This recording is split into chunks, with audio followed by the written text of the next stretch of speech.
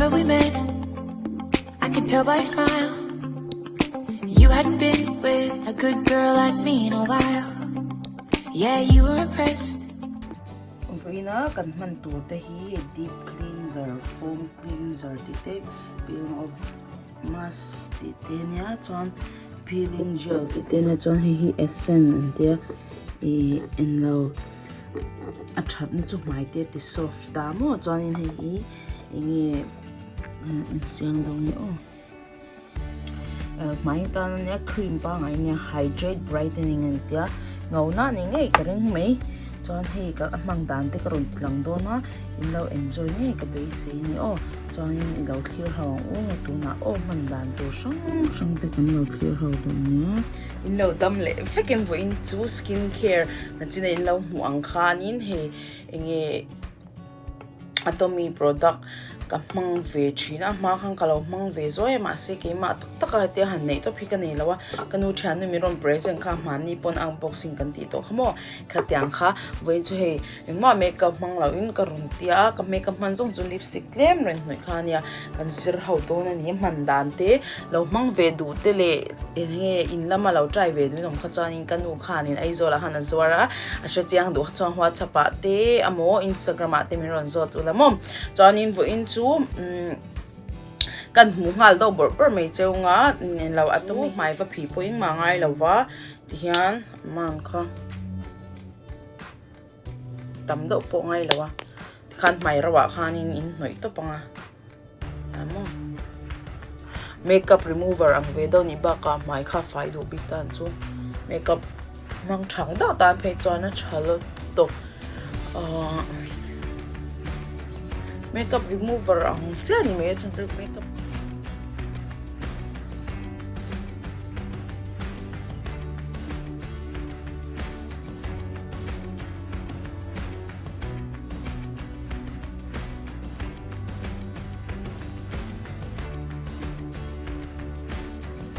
I love it. Chuanin khan tita tak hi chu makeup remover ni wang khan napkin mo thei tissue te po khana wipe thei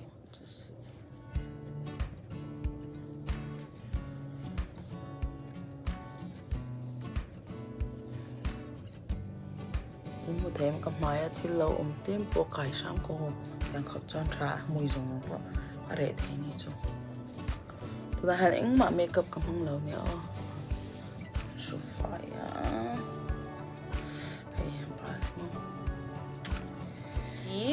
man dan tur bera chuanin I kuta khanin tlem kha he kambun chok ton ni chumo tam do po ngai lo nya kambun chok nya mai noi ma khanin ta ti chom phot tur kwan chat to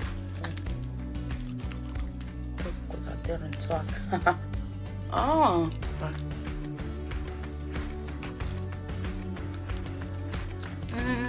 mai piang chắc hẳn hẳn rồi tối nay quản thì nó mà không ngại cái khai tiếng à xem mít khờ phim của ngay tập bao mít gặp massage đâu chơi chơi nó vẫn ngon tắc em vẫn ngon về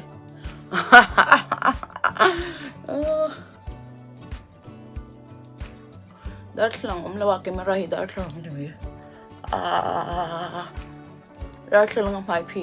thiam đắt lòng tới lòng mai phi thiam mẹ rồi tôi hiểu không tôi đã tắt hàng cặp lục lại in WhatsApp message của tôi đông sụp sẽ còn vậy tắt em ok tôi đã cho nên tôi cái chụp tập bắt tôi mình phi về khai rèm lâu vàng in cho nên bác cả tutorial đó warm water anh tia tôi luôn biết tôi nói cho nên cần sofa yang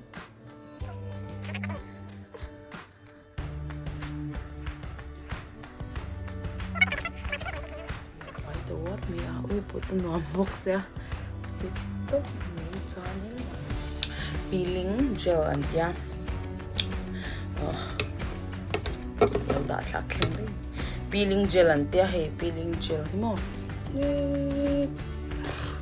peeling gel thì cầm mang đồ na peeling gel hi sensitive mai sensitive đồ tan chọn man reng kha tha chong lo kar kha vai khat chau te kha mang ula ke chu ko mai sensitive lo wangin kar khata voi thum ka mang gel da mo chanin khain ti ta maya khain nei don cho te khan noi daranga noi ngal lo tur nia don strap fok ngal lo tu na noi nga noi zonga ala tok lo doi shat kha chanin tlem kha til belle mi tur mo he lai te lo chwa to ni met na san to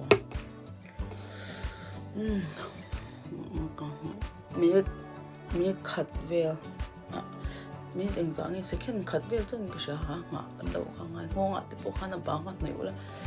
nei lo te kha ni mi an tiang che han ka te vel pe lo ma kan lo ngak ta chon tu kan strap don ni chu kan strap ang strap ti khan tang kan kudin kan tiang kha dead skin mo kan mai vun dead skin ui soi thiam lo mi so tong kami dead skin kha rod la pok to na kan lo enang o ngo tong kan chun ni ki ko mai ka la ngak to la bu sa han mai pok kha me ase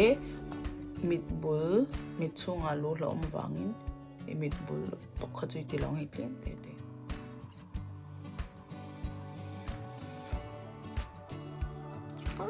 Katakan dead skin tambi kan hi. Tem ko siya. Ando tak em ka lom lut to ne kan ho than no ka cái ni ang merit he mang phak lo tur gi fa ka handong nia kanal pui do ne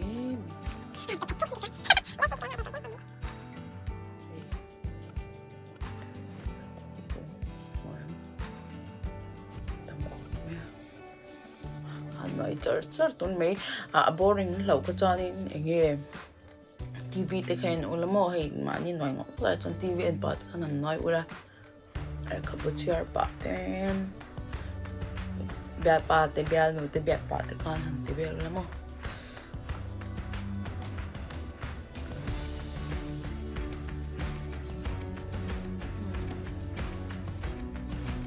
ong te hi ong khok bal song te ti fa yang oh cho cái channel tên lâu thiếu thiếu cả lom lúc tụi con cho hay Atomy hin lấy về đó member tên ni du ni cho nên IG mo in lâu WhatsApp mo kami lâu biểu là chân chú cái nu in zuara member te kha van la member ni man te kha me lâu ni chu wang in chol to member tan te kha in lâu va piang in tu le a phone number te ka da nga in lawa description a hian chan in lo va zo chiang don nia chan kan zo ta kan zo che khan kan shu fai le anga chan chu I mas kam wa don rang khan mo phi tura ne dik tak soi chan in mase warm water don to hai ven no to ke mai hi de et to da ta sukha achala o ngai chu sen a bikin mit bor vel ke chu ta ti kha to mask in ringem peel off mask and te po hi man ring po ngai chong lo mai sensitive tham pe chon man ring kha chi chong lo ni chu mo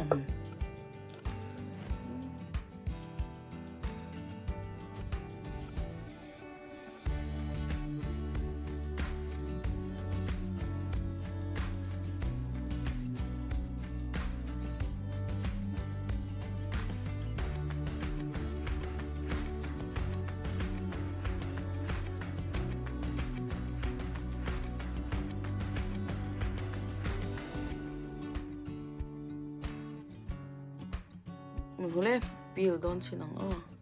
he ta noi tong pil ton ne klo noi tlem tu ko he sham ai ni som lo lai ti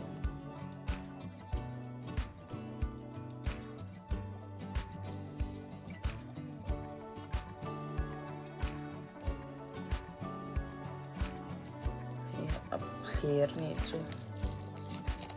I masi mi amas peel off mas be himo zan mai sensitive lo tan chon jang khwa pana chi a thei o jang khwa amut pui thei o jinga peel off chop thei le gam peel off so to em lai lo ma gam peel off so che kha tui tlem khain tui lum pep tui lum ka ti tui vot nen phi fai nga toreng ma ka ti ngai to lo an hei chem ka mai tlang vek tap ni chuanin tuna chuanin kan shu tuna chuanin I en lo capsule essence an tia chuanin mai ti eng tu le I deep hydration an tia chuan ti lang fresh tu nia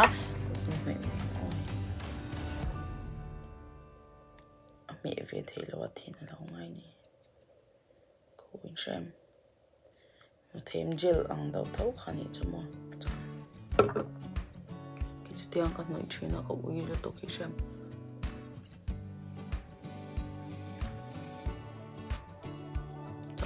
bang noi re thil makeup in ti pon hong noi ze hi tha kan hong le kam mai mil lo cha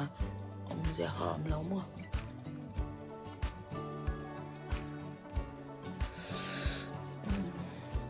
feels so good hey so ja bitte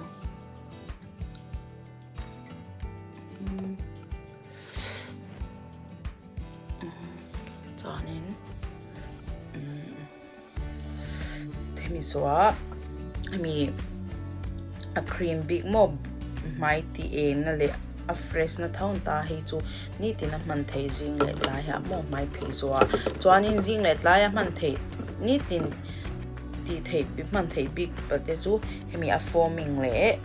foaming cleanser le mo tiang atomy he tiang set hin lo le ve ni chuanin I number 1 2 3 khan pe ren sha chan nan ke poka pe china chuan he lo re no noi to number 6 te ka ti ta chuan ma se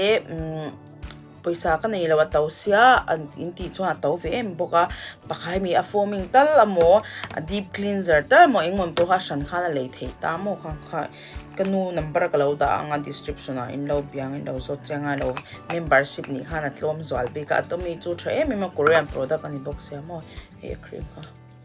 an noi leng he top na ne ngonga po noi turang tia chu wang ngonga po kan yang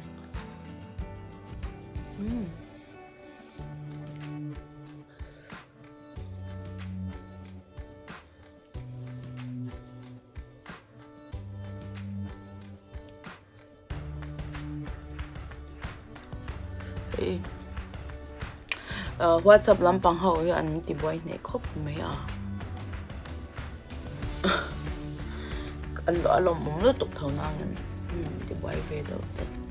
hey ke sir me ti han mo nga mo ha don to ni so evening care set and ya kai la mai lo man khelo pon chuna po ti ro ke chu ka man ngan ka ti mi mo he ma hit lang sir ton chu chan in lo enjoy nge ka base ya I she chiang du de chuan in min lo bia ula ni lo pon description a kanu contact number ka da nga in lo vador nge don na chuan in discount in nei the dan tu tipo kan la ngai to don na o chuan in kalom lu to ka in za vai in mangai vek chau o in lo enjoy nge ka base o bye bye ole